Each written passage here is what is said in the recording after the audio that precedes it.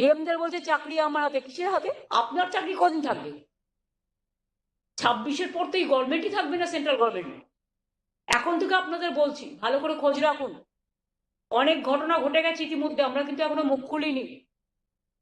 ভদ্রতা করেছি, পার্লামেন্টও চালাতে দিয়েছি। তৃণমূল কংগ্রেস গণতন্ত্রে আস্থা রাখে, বিশ্বাস করে, সংবিধান মেনে চলে।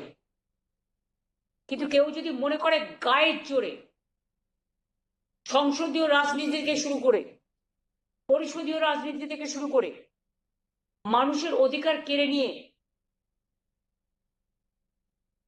মানুষের ভোটাধিকার কেড়ে নিয়ে নির্বাচন প্রক্রিয়াকে নির্বাচনের আগেই শেষ করে দেবেন, তাহলে জেনে রাখুন, আমি বারবার বলি, আমায় আঘাত করলে কিন্তু আমি প্রত্যাঘাত করি।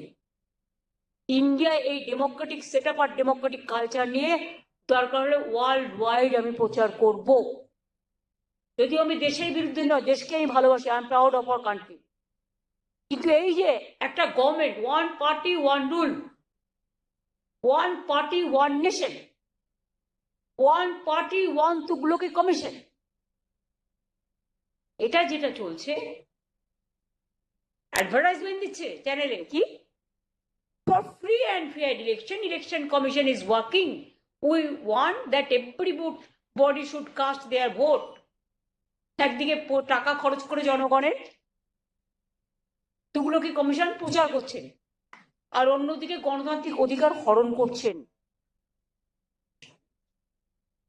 এটা রাবণের সীতাকে হরণ করার মতো। যে এখনো লিস্টে নিজের নামটা দেখেননি, আর যদি দেখেন ড্রাফটে আছে, ও ফাইনালে থাকবে না, সেদিন বুঝতে পারবেন